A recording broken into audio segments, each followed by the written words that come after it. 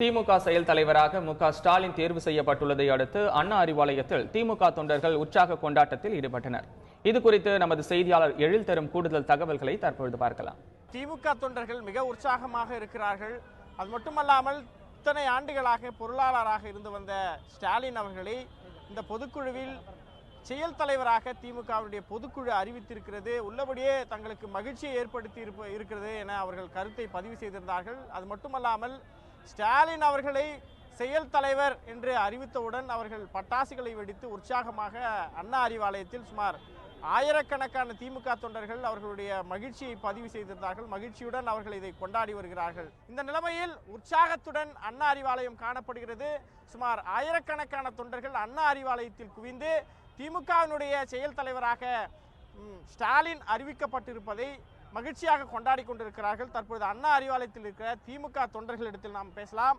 வணக்கம், செயல் தலைவராக ஸ்டாலின் அறிவிச்சிருக்காங்க, இதை நீங்க எப்படி பாக்குறீங்க? உள்ளபடியே மகிழ்ச்சி.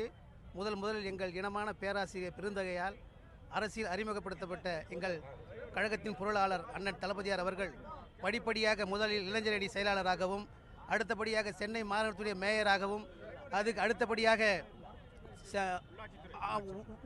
உள்ளாட்சித்துறை அமைச்சராகவும், அதுக்கு அடுத்தபடியாக தமிழகத்தினுடைய துணை முதலமைச்சராகவும் இப்படி படிப்படியாக ஆட்சி பொறுப்பில் வரக்கூடிய சூழல்களை எங்களுக்கு உள்ளபடியே இப்போது திமுக கழகத்துடைய செயல் தலைவராக வந்திருக்கிற தளபதி அவர்கள் உள்ளபடியே நாங்கள் மனமாற ஏற்றுக்கொண்டு மகிழ்ச்சி அடைகிறோம்.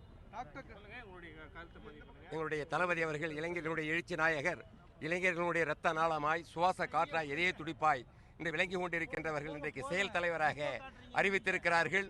உள்ளபடியே நாளைய தமிழகத்தின் விடிவெள்ளியாக லட்ச இளைஞர் கழக தொண்டர்களின் பாதுகாவலனாக இந்த இயக்கத்தை கலைஞர் அவர்கள் பெரியாருக்கு அண்ணாவுக்கு பின்னால் கட்டி காத்து அடித்தட்டு மக்கள், மிகவும் பிற்படுத்தப்பட்ட தாழ்த்தப்பட்ட அடித்தட்டு மக்களுடைய வாழ்வாதாரத்தை தொலைநோக்கு பார்வையோடு பார்த்த தலைவருடைய விட்டுக்கு சென்ற பணியை மீண்டும் தளபதி அவர்கள் செயல் தலைவராக பொறுப்பேற்றவுடன் நாளைய தமிழகத்தை தலைமையேற்று அத்தனை திட்டங்களையும் விட்டு சென்ற பணிகளையும் முடிப்பார்.